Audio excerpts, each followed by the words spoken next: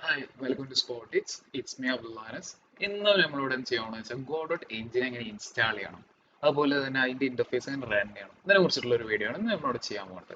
Okay, അപ്പോൾ ഫസ്റ്റിൽ എന്തിനാ ചെയ്യാൻ പോകണമെന്ന് വെച്ച് കഴിഞ്ഞാൽ ഇവിടെ ഞാൻ ബ്രൗസർ ഓപ്പൺ ചെയ്യാണ്. നിങ്ങൾക്ക് വേണമെങ്കിൽ ഗൂഗിൾ എന്ന് പറഞ്ഞിട്ട് ഡയറക്റ്റ് ചെയ്യാം, അല്ലാന്നുണ്ടെങ്കിൽ നിങ്ങൾക്ക് വേറെ ഏത് ബ്രൗസർ അല്ലെങ്കിൽ അത് വെച്ചിട്ട് സ്പെസിഫിക് ആയിട്ട് നിങ്ങൾക്ക് ഗൂഗിൾ ചെയ്യാവുന്നതാണ്. ഞാൻ ഇവിടെ എന്ത് ചെയ്യണം, ഗോ ഡോട്ട് എന്ന് പറഞ്ഞിട്ട് ഞാൻ സെർച്ച് ചെയ്യാണ്. ഓക്കെ, ഗോഡോട്ട് എന്ന് പറഞ്ഞ് സെർച്ച് ചെയ്ത് കഴിഞ്ഞാൽ നിങ്ങൾക്ക് ആദ്യം തന്നെ കാണുന്ന റിസൾട്ട് പേജ് അതെന്ന് പറഞ്ഞു കഴിഞ്ഞാൽ ഗോഡോട്ടിന്റെ തന്നെയാണ്. അപ്പോൾ ഇത് ഒഫീഷ്യൽ സൈറ്റിലേക്ക് നിങ്ങൾക്ക് ഡയറക്റ്റ് കയറാം. വേണമെങ്കിൽ നിങ്ങൾക്ക് ഇതൊക്കെ ഒന്ന് ചെക്ക് ഔട്ട് ചെയ്യാവുന്നതാണ്. എന്താണ് ഗോഡോട്ട് അല്ലെങ്കിൽ അവരുടെ ഫീച്ചേഴ്സ് എന്താണ് ഇത് നിങ്ങൾക്ക് വേണമെങ്കിൽ വായിച്ചു നോക്കാം. അതുപോലെ തന്നെ ഇവിടെ ഡൗൺലോഡ്സ് ഉണ്ട്.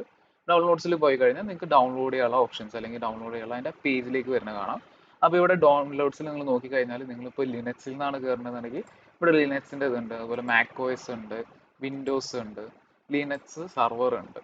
ഓക്കെ, ഇതിൽ ഏതിലും വേണമെങ്കിൽ നിങ്ങൾക്ക് അതിൻ്റെതായ APK ഫയൽ അല്ലെങ്കിൽ അതിൻ്റെ EXE ഫയൽ അല്ലെങ്കിൽ ഡെബ് ഫയൽ അങ്ങനെ ഓരോ ഫയലുകളും നിങ്ങൾക്ക് ഡൗൺലോഡ് ചെയ്തെടുക്കാവുന്നതാണ്. ഓക്കെ, അപ്പോൾ ഇവിടെ ഞാൻ യൂസ് ചെയ്യാൻ പോകണമെന്ന് പറഞ്ഞാൽ വിൻഡോസ് ആണ്. വിൻഡോസ് 8 വേർഷൻ എന്ന് പറഞ്ഞാൽ 64 ബിറ്റ്സ് ആണ്. അപ്പോൾ വിൻഡോസ് 10 യൂസ് ചെയ്യുന്ന ഞാൻ എന്താ പറയുക 64 ബിറ്റ്സിൽ ഇത് ഡൗൺലോഡ് ചെയ്യാം. അപ്പോൾ ജസ്റ്റ് ഞാൻ ക്ലിക്ക് ചെയ്ത് ഡൗൺലോഡ് ചെയ്ത് കഴിഞ്ഞാൽ അത് എൻ്റെ സിസ്റ്റത്തിലേക്ക് ഈ ഒരു ഫയൽ ഡൗൺലോഡ് എന്ന് കാണാം. ഓക്കെ, അപ്പോൾ ഇത് ഡൗൺലോഡ് ആയി കഴിഞ്ഞാൽ ഇത് എനിക്ക് എക്സ്ട്രാക്ട് ചെയ്തെടുക്കാം. ഓക്കെ, ഓക്കെ, അപ്പോൾ ഡൗൺലോഡ് ആയിട്ടുണ്ട് സിസ്റ്റത്തിൽ. അപ്പോൾ ഞാൻ ചെയ്യണമെന്ന് വെച്ചാൽ അതൊന്ന് ഓപ്പൺ ചെയ്തിട്ട് അത് എക്സ്ട്രാക്ട് ചെയ്യാൻ പോവുകയാണ്. അപ്പോൾ ഞാൻ ജസ്റ്റ് ഒന്ന് ഇവിടെ എക്സ്ട്രാക്ട് ഓൾ കൊടുക്കുകയാണ്. എക്സ്ട്രാക്ട് ഓൾ കൊടുത്തിട്ട് ഇവിടെ ജസ്റ്റ് ഒന്ന് എക്സ്ട്രാക്ട് ചെയ്തെടുക്കുകയാണ്. ഓക്കെ, എക്സ്ട്രാക്ട് ചെയ്ത് കഴിഞ്ഞാൽ എനിക്കിത് ഇവിടെ ഓപ്പൺ ആവണം കാണാം. ഇവിടെ ഓപ്പൺ ആയി കഴിഞ്ഞാൽ ഇതൊരു പുതിയൊരു ഫയൽ അല്ലെങ്കിൽ ഇതൊരു പുതിയ ഫോൾഡർ ഓപ്പൺ ആയിട്ടുണ്ടാവും. ആ ഒരു ഫോൾഡറിൽ നോക്കിക്കഴിഞ്ഞാൽ നിങ്ങൾക്ക് ഈ ഒരു ഫയൽ തന്നെയാണ് ഇവിടെ കിട്ടുക. അപ്പോൾ ഇതെന്ന് പറഞ്ഞ ഒരു EXE ഫയലാണ്. നിങ്ങൾ ഇത് ഡബിൾ ടാപ്പ് ചെയ്ത് കഴിഞ്ഞാൽ ഇത് റൺ ആവണം കാണാം നിങ്ങളുടെ സിസ്റ്റത്തിൽ. അപ്പോൾ ഒരു ടെർമിനൽ ത്രൂവും ഒരു ടെർമിനലും അതേപോലെ തന്നെ ഒരു UI കൂടി വരുന്നത് കാണാം ഗോഡോട്ടിന്റെ. ഈ ഒരു ടെർമിനൽ നിങ്ങൾ ക്ലോസ് ചെയ്യാണ്ടിരിക്കുക, കാരണം ഗോഡോട്ട് റൺ ചെയ്യണതിന് ഈ ഒരു ടെർമിനൽ സപ്പോർട്ട് നീഡ് ആണ്. അതുകൊണ്ട് തന്നെ അത് ആവശ്യമുള്ളതാണ്. അപ്പോൾ ക്ലോസ് ചെയ്യാണ്ടിരിക്കുക. അത് കഴിഞ്ഞ് ഇവിടെ കാണിക്കുന്നത് ഫസ്റ്റിൽ തന്നെ കാണിക്കുന്ന ഭാഗം എന്ന് വെച്ചാൽ നിങ്ങളുടെ ലോക്കൽ പ്രോജക്ട്സ് ആണ്.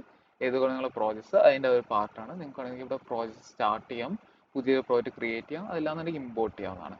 അപ്പോൾ ഞാൻ എന്തായാലും ഒരു പുതിയ പ്രോജക്റ്റ് ക്രിയേറ്റ് ചെയ്ത് നോക്കാം. അപ്പോൾ ഞാനിവിടെ first game, okay, first game എന്ന് പറഞ്ഞിട്ട് ഞാൻ ഒരു നെയിം ക്രിയേറ്റ് ചെയ്യണം. എന്നിട്ട് ഞാൻ എന്ത് ചെയ്യാണ്, ഇവിടെ നമുക്ക് അതിന്റെ ബ്രൗസർ അല്ലെങ്കിൽ നമുക്ക് അതിന്റെ പാത്തുകൾ സ്പെസിഫൈ ചെയ്യുന്നതാണ് ഗെയിം പ്രോജക്റ്റ് പാത്ത്.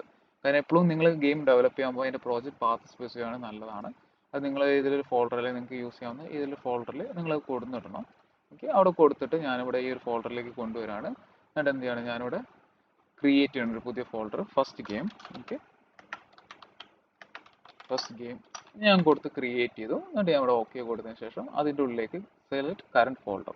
ഓക്കെ, അങ്ങനെ ഒരു ഫോൾഡർ ഞാൻ സെലക്ട് ചെയ്തു. എന്നിട്ട് എന്ത് ചെയ്യണം, ക്രിയേറ്റ് ആൻഡ് എഡിറ്റ് അങ്ങനെ ഞാൻ കൊടുത്തു കഴിഞ്ഞാൽ ഇതൊരു പുതിയൊരു ഇന്റർഫേസിൽ ഗോഡോട്ട് എനിക്ക് സ്റ്റാർട്ട് ചെയ്ത് കാണാം.